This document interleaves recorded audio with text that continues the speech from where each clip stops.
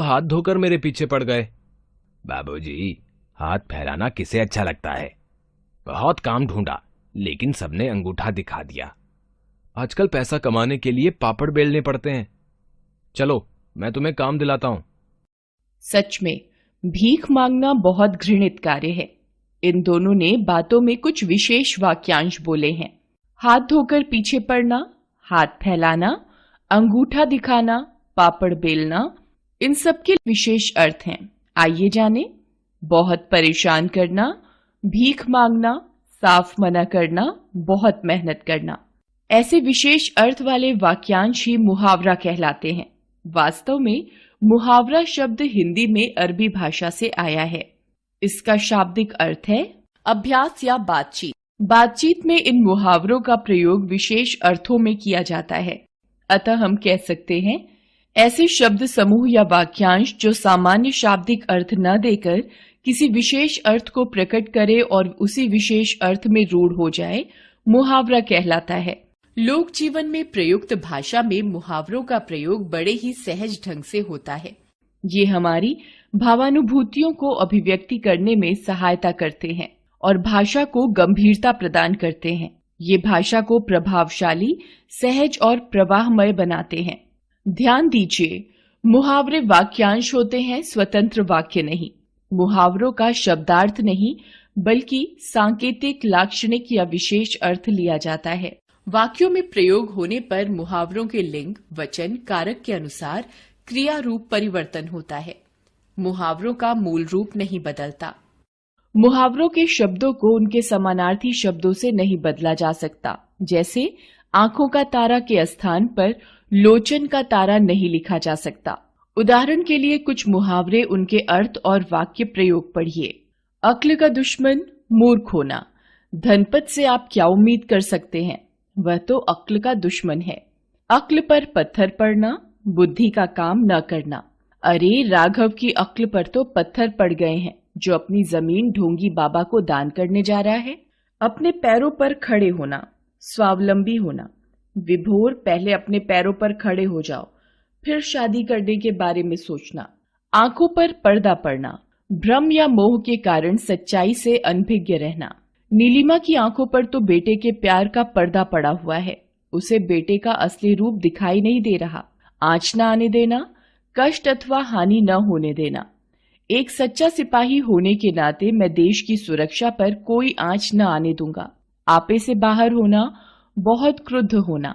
ऐसा कुछ नहीं हुआ है जो तुम आपे से बाहर हुए जा रहे हो। आसमान टूट पड़ना, बहुत बड़ी विपत्ति आना। पिता की मृत्यु के बाद गिरीश के परिवार पर आसमान टूट पड़ा। एड़ी चोटी का जोर लगाना, बहुत परिश्रम करना। उसने प्रतियोगिता में प्रथम आने के लिए एड़ी चोटी का जोर लगा दिया। कंधे से कंधा मिलाकर चलना, सहयोग देना। आज के युग में भारतीय नारी पुरुषों के कंधे से कंधा मिलाकर कार्य कर रही है। कलेजे पर पत्थर रखना, जी मजबूत करना। कलेजे पर पत्थर रखकर उसने अपनी इकलौती संतान को विदेश भेज दिया। कान का कच्चा होना, सुनी सुनाई बात पर जल्दी विश्वास कर लेना। ज्योति के कहने में मत आओ, वह तो कान की कच्ची है। खाक छानना, मारे मारे फिरना। जब से हरि सिंह की नौकरी छूटी है, वह जगह जगह की खाक छान रहा है। गड़े मुर्दे उखाड़ना, पिछली विवादास्पद बातों को दोहराना। गड़े मुर्दे उखाड़ने से क्या फायदा, अब दोनों मिलकर आगे की सोचो। घड़ों पानी पड़ना, आत्मलज्जा का अनुभव होना। भीड़ से अभद्रता करते अखिल की नजर जब भीड़ में खड़े पिता पर पड़ी तो उस पर घड़ों पानी पड़ गया। चुल्लू भर पानी में डूब मरना, शर्म महसूस करना। छोटे भाई की चीजें चुराते हो, तुम्हें तो चुल्लू भर पानी में डूब मरना चाहिए। जमीन पर पांव न पड़ना, अत्यधिक प्रसन्न होना। भाई के विवाह का समाचार सुनकर बहन के पांव जमीन पर ही न पड़ते थे। टोपी उछालना, प्रतिष्ठा को धूमिल करना। बच्चों को गलत कार्य करके अपने माता पिता की टोपी नहीं उछालनी चाहिए। तिल का ताड़ बनाना, छोटी बात को बहुत बढ़ा देना। जब सोहन ने माफी मांग ली है, तब तिल का ताड़ बनाने की क्या जरूरत है। तूती बोलना, अत्यधिक प्रभाव होना। विश्व राजनीति में अब हर जगह भारत की तूती बोलने लगी है। दांत पीसना, क्रोध करके रह जाना। सब कुछ जानकर भी वह उसे कुछ नहीं कह पाया, बस दांत पीस कर रह गया। दाल में काला होना, संदेह होना। यह आदमी चुपके चुपके क्यों जा रहा है? अवश्य दाल में कुछ काला है। नाक रगड़ना, बड़ी दीनता से प्रार्थना करना। मालिक के सामने नाक रगड़ो तभी पुलिस के हाथों से बच सकते हो। फूंक फूंक कर पैर रखना, बहुत सोच विचार कर काम करना। हालात अच्छे नहीं हैं, ऐसे में फूंक फूंक कर पैर रखने की जरूरत है। बाएं हाथ का खेल, बहुत सरल कार्य। आप चिंता न कीजिए, पेड़ पर चढ़ना तो मेरे बाएं हाथ का खेल है। मुट्ठी गरम करना, रिश्वत देना। आजकल अफसरों की मुट्ठी गरम किए बिना कोई काम निकलवाना संभव नहीं है। मक्खी मारना, कुछ काम न करना। सारा दिन मक्खी मारते रहते हो, जाकर पिता का हाथ क्यों नहीं बटाते? लकीर का फकीर होना, पुरानी परंपरा पर चलना।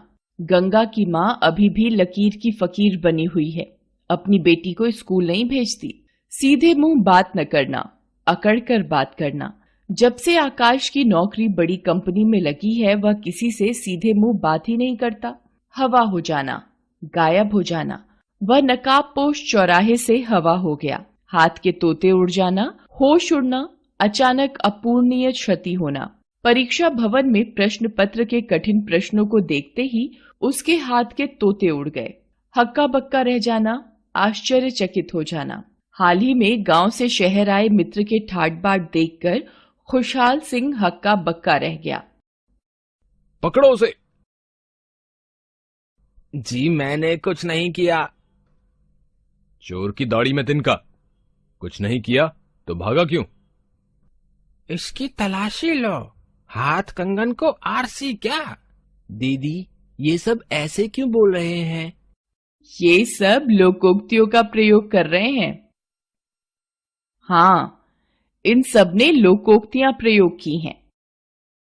लोकोक्तियां लोगों द्वारा प्रयोग किए जाने वाले ऐसे ही वाक्य लोकोक्ति कहलाते हैं। लोकोक्ति शब्द दो शब्दों लोक जमा उक्ति से बना है, जिसका अर्थ है लोगों द्वारा कही गई बात। अतः हम कह सकते हैं लोक में प्रचलित कहावत ही लोकोक्ति कहलाती है। वास्तव में अनुभव से प्राप्त सीख को एक वाक्य में कह देना ही लोकोक्ति है। लोकोक्ति का महत्व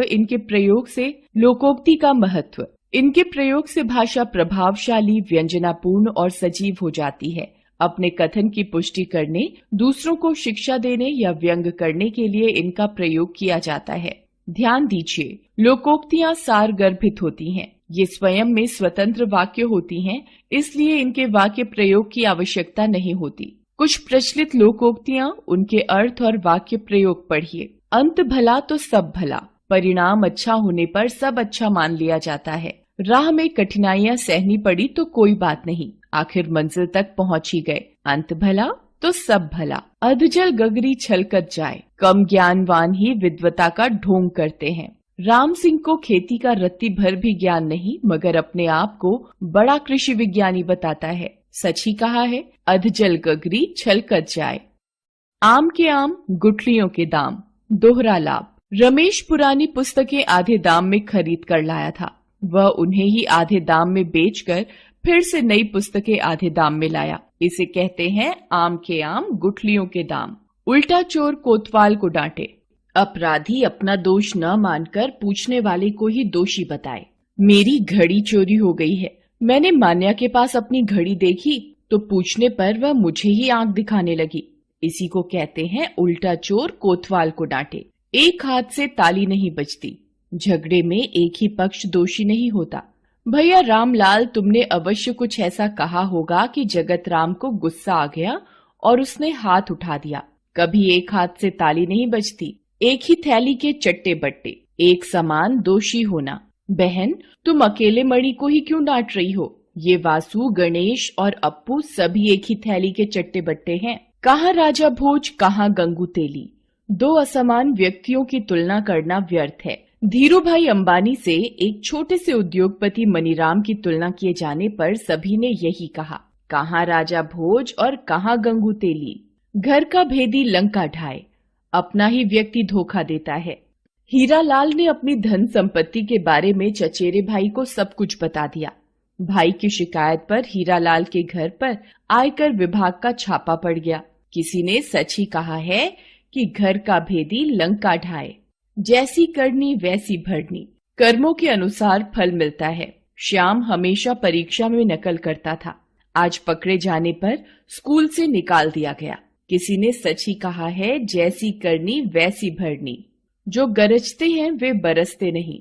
डींग घांकने वाले काम नहीं करते। तुम्हें विपुल की बातों पर ध्यान नहीं देना चाहिए, वह तुम्हारा कुछ नहीं बिगाड़ सकता।